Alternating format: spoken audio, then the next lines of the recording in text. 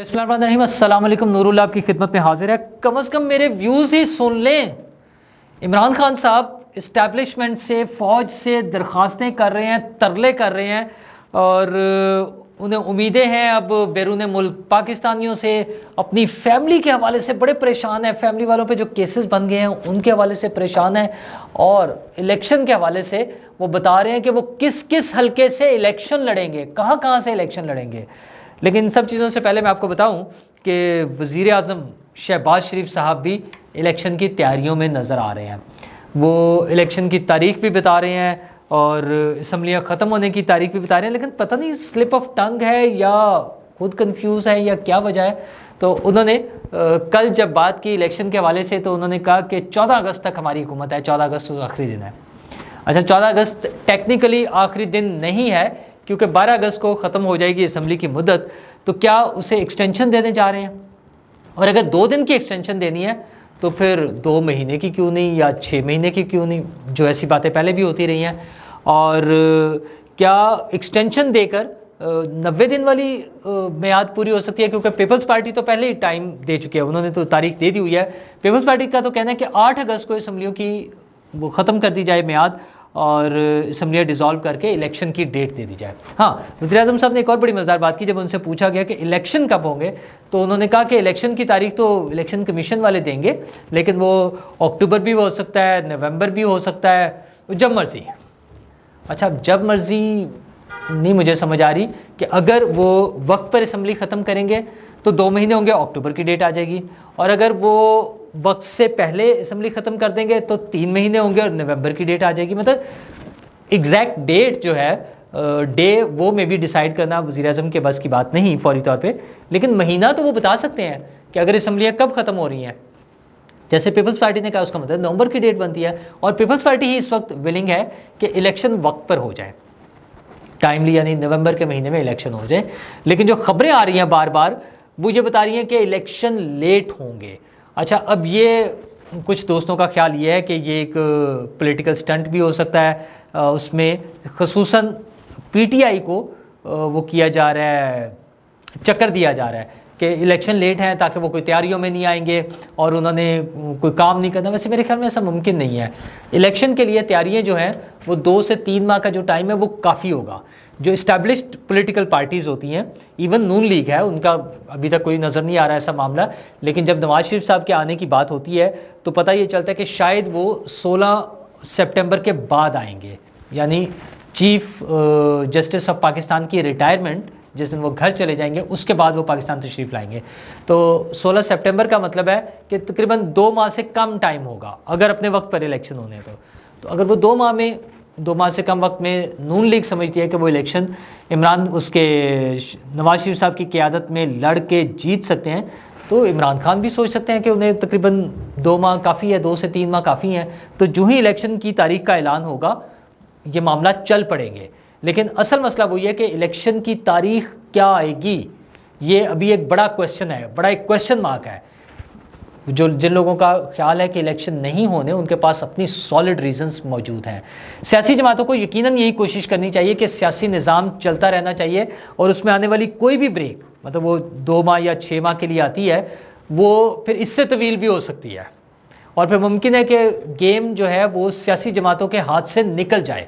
जब एक care taker setup, एक non political care taker setup लंबे अरसे के लिए आ जाएगा और हमारे माशी मामलात, जिसमें हमें उम्मीद है कि अगले 1 से 1.5 साल में हमने बड़ी इन्वेस्टमेंट्स पाकिस्तान में लेकर आनी है और उन इन्वेस्टमेंट्स के लिए मेजर काम जो है वर्किंग जो है वो फ़ौज ने की है, आर्मी चीफ ने की है वज़ीर आज़म साहब के बकौल, और जो नज़र आ रहा है, जो अनाउंसमेंट्स हो रही हैं उनके मुताबिक अगर सारी वर्किंग फ़ौज कर रही है, आर्मी चीफ करें, तो फिर इलेक्शन की तारीख, इलेक्शन का महीना और उसका जो टाइम है वो भी प्रॉब्ली फ़ौज ने डिसाइड करना है। क्योंकि इस भाग दौड़ में और हैप-हैज़र्ड में या अफरा तफरी में इलेक्शन मुमकिन नहीं होगा। और जिस तरह की प्लानिंग हो रही है माशी तौर पर चीज़ों को स्टेबल करने के लिए, उस पर कैसे ये अफोर्ड किया जा सकता है कि एकदम से अचानक वो 2-3 माह का एक ऐसा गैप आ जाए जिसमें सिर्फ इलेक्शन कैंपेन चल रही हो, कोई काम ना हो रहा हो और उसके बाद नताइज की तो कोई गारंटी नहीं है किसी की। ऐसा ही है ना। तो इसलिए इलेक्शन होते हुए नज़र नहीं आ रहे, बल्कि इलेक्शन तभी होंगे जब इमरान खान साहब फुली आउट हो जाएंगे इलेक्शन सीन से, सियासी सीन से। वो जो कहते हैं ना, मुझे एलिमिनेट करने की कोशिश की जा रही है, मुझे तनहा किया जा रहा है, तो वो हो रहे हैं। और उनके खिलाफ मजीद भी केसेस जिस तरह से चल रहे हैं वो अपने मंतकी अंजाम की तरफ जा रहे हैं। अब आज से उनका तोशा खाना वाला केस के हवाले से वो लाहौर हाई कोर्ट में है। कल उन्हें बड़ी उम्मीद थी कि वो उसकी हियरिंग रुक जाएगी, वो सेशन कोर्ट से जो कार्रवाई आगे चलनी थी वो रुक जाएगी, लेकिन कल चीफ जस्टिस साहब इस्लामाबाद हाई कोर्ट के चीफ जस्टिस साहब अवेलेबल नहीं थे। अब आज वो भी होना है। फिर आज तो नैब पिंडी ने भी उन्हें बुलाया हुआ है और उनकी गिरफ्तारी की खबरें जो बार बार डिस्कस हो रही हैं, और जो पिछले पीर के हवाले से भी एक स्टोरी आ रही है कि उनकी तैयारी मुकम्मल थी, उनकी गिरफ्तारी की टीमें तैयार थी, लास्ट मोमेंट्स पर कुछ अफसरान ने वो गिरफ्तारी रुकवा दी थी। तो इस तरह की भी खबरें हैं, तो वो दोबारा से भी प्लान हो सकता है। आज का दिन फिर इस हवाले से अहम है कि क्या वो दोबारा गिरफ्तार हो जाएंगे, और उनके गिरफ्तारी उनकी सियासत से अलहदगी, उनकी सियासत से एलिमिनेशन, वो खुद कहते हैं ना मेरे नाम पर कांटा लगा दिया गया, उसके बगैर इलेक्शन नहीं होने। तो जिस तरह नून लीग के हवाले से बात होती है ना कि जब तक चीफ जस्टिस ने नहीं चले जाना तब तक मियां साहब ने वापस नहीं आना, तो ऐसे इलेक्शन के हवाले से भी काफ़ी हद तक उम्मीद ये है कि जब तक इमरान खान साहब का बंदोबस्त नहीं हो जाता तब तक इलेक्शन नहीं होंगे। और इमरान खान साहब ने रात जो व्लॉग किया है उसमें फिर उन पर वो खौफ, गिरफ्तारी का खौफ, तरले मिनते, परेशानियाँ अपनी डिस्कस कर रहे हैं। और उसमें सबसे मज़ेदार सेंटेंस उनका वही था कि मैंने 27 साल सियासत किया, मैं वो आदमी हूँ जिसने 2 पार्टी सिस्टम को तोड़ा और मैं वहाँ आया हूँ। भाई वो आपने नहीं तोड़ा, जिन्होंने तोड़ा था वो उन्होंने ही आपको तोड़ा है, आपकी कमर भी जो है उन्होंने ही तोड़ी है, कोई टेंशन नहीं लेनी, ठीक है ना। वो जरदारी साहब कहते थे ना कि हमें गिराने की जरूरत है, ये अपने खुद ही गिरेंगे।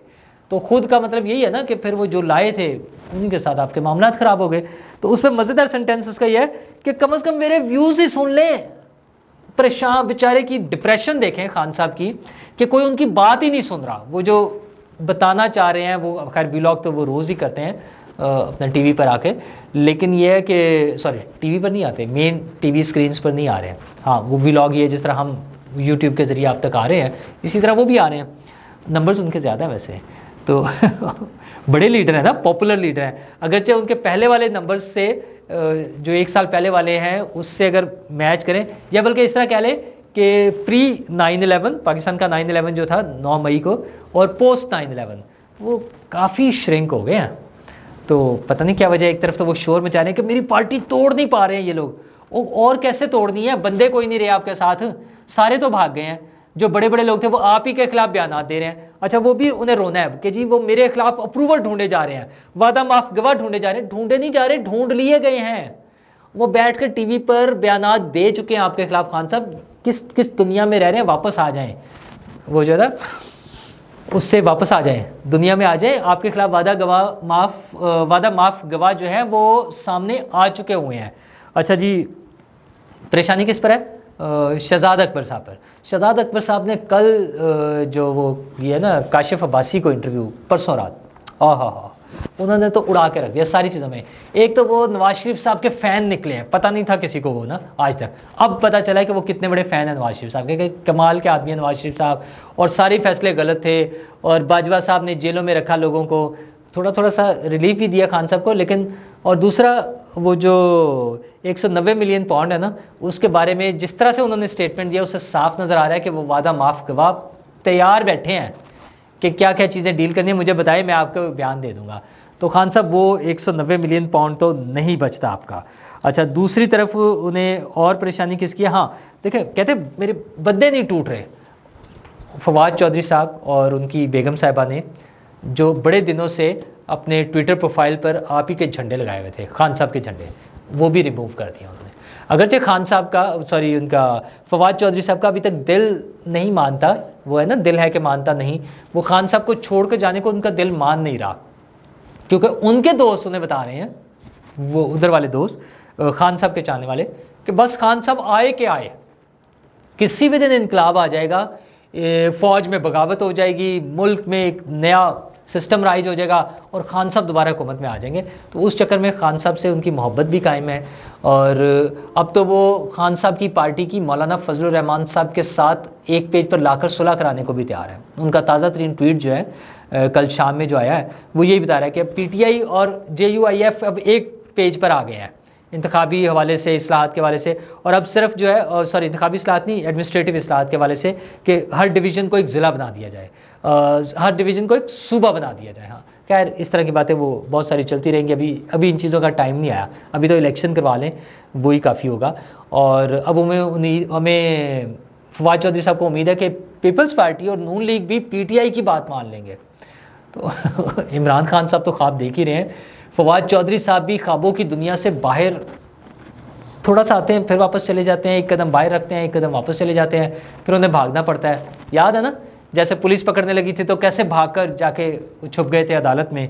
तो फवाद चौधरी साहब कोई अपनी सेहत का अपना ख्याल रखें, फिर दोबारा जेल में जाएंगे, फिर परवेज़ इलाही साहब की तरह शोर मचाया करेंगे कि वहाँ पे कीड़े मकोड़े हैं, पंखा और AC नहीं मिल रहा है, और 6x6 का कमरा है, मुझे सहूलतें नहीं मिल रही हैं। ऐसी चीज़ों की क्या ज़रूरत है? ज़रा प्लान कर लें चीज़ें, अपना फ्यूचर प्लान कर लें, या तो खड़े हो जाएं। जैसे खान साहब कह रहे हैं ना, मैं खड़ा हूँ, मैं कहीं नहीं भागूंगा, मैं कहीं नहीं जाऊंगा, मैं नहीं डरता। अच्छा, साथ ही उनको परेशानी भी है कि मेरी फैमिली पे केसेस बन रहे हैं, एक बहन के खिलाफ केस बन गया है करप्शन के।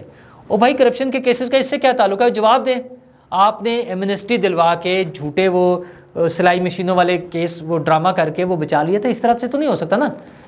कोई क्लियर कट प्रूफ दें। वो जो सारी दुनिया को सारी उम्र शोर मचाते हैं, रसीदा कटो। अब अपनी दफा कल शोर मचा रहे थे, रो रहे थे कि मैं रसीदे कहाँ से लाऊं, वो कब घर बना था, क्या हुआ था, मैं कहाँ से लाऊं। एक दफा दे दिया था, वो कोई नहीं दिया था। वो जो जमाइमा गोल्ड स्मिथ ने आपके लिए एक मेल भेजी थी, कोई प्रूफ नहीं था उसमें। वो अदालत की लफ्ज़ वही है जो आप समझ रहे हैं, रंगबाजी थी इन्वर्टेड कॉमर्स में, कि अदालत ने आपको सादिक और अमीन डिक्लेयर कर दिया। वो 2 नंबरी है प्योर। वो जिस दिन दोबारा वैसा केस खुलेगा सामने आ जाएंगी सारी चीजें।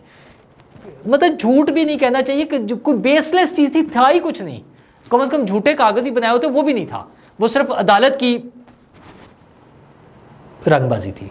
ठीक है, तो उसमें बच गए थे। अच्छा, एक बहन पे करप्शन के केसेस बन गए हैं, एक बहन के बेटे पर केसेस बन गए हैं, एक बहन का बेटा पाकिस्तान से बाहर चला गया है, बीवी पर केसेस बन गए हैं। और यार वो जिस पे केसेस बन रहे हैं उसने जो कुछ किया है 9/11 को, उससे पहले मार्च में, उससे पहले ये PIC पर जब हमला हुआ था, डॉक्टरों उस पे हॉस्पिटल पर, इंस्टीट्यूट ऑफ कार्डियोलॉजी पे, उसकी हरकतें भी तो देखें ना क्या थी।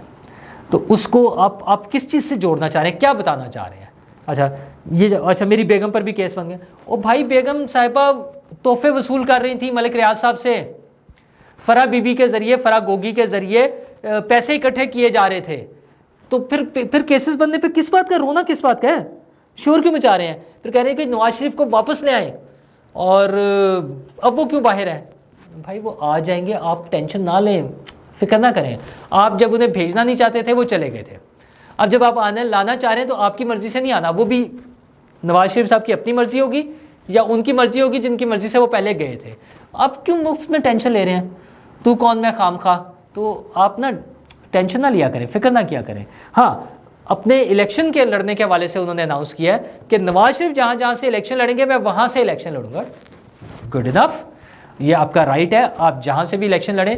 वैसे मेरा तो ख्याल यह है कि एक से ज्यादा हलकों पे इलेक्शन लड़ने पर पाबंदी तो नहीं होनी चाहिए, जिसका दिल करता है लड़े, लेकिन वो पैसे उनसे लेने चाहिए।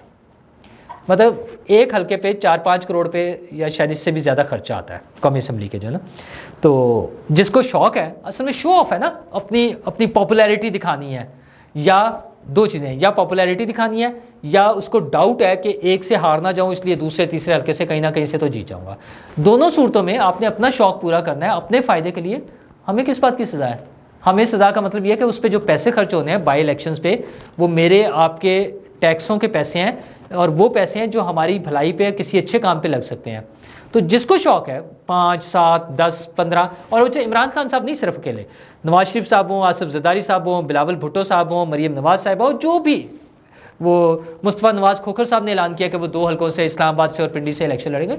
आप 4 से लड़ें, 8 से लड़ें, 10 से लड़ें, सिर्फ एक काम करना चाहिए कि हर हल्के के एक हलके के लिए जो अभी नॉर्मल चार्जेस हैं वो उनसे लिए जाएं, और बाकी तमाम हलकों के, मसलन जो 10 हलकों से लड़ना चाहता है उससे बाकी 9 हलकों के बाई इलेक्शन का जो खर्चा है वो एडवांस में ले लेना चाहिए कि भाई आप पॉपुलर लीडर है ना, आप समझ रहे जीत जाएंगे तो आ जाएं, ये पैसे जमा करा दें और एडवांस में दे दें, ठीक है ना। फिर देखें अपने खर्चे पे भी तो कुछ करें ना, सारा हमारे सर पे आम आदमी पे क्यों डाल रहे हैं। और बाकी आप इमरान खान साहब जो हैं वो चाहे नवाज शरीफ साहब के भी हर हल्के में मुकाबला करें, बिलावल भुट्टो साहब का भी करें, आसिफ जरदारी साहब का भी करें, मरीम नवाज साहबा का भी करें, सबका मुकाबला करें, लेकिन मसला है क्या इमरान खान साहब इलेक्शन लड़ सकेंगे। अब वो दिल्ली दूरस्थ वाली बात है ना, अभी तो इलेक्शन ही दूर है ना, तो जब इलेक्शन होंगे क्या उस वक्त तक इमरान खान साहब के पास ये सहूलत होगी या उनकी ये अहलियत होगी कि वो इलेक्शन लड़ सकें।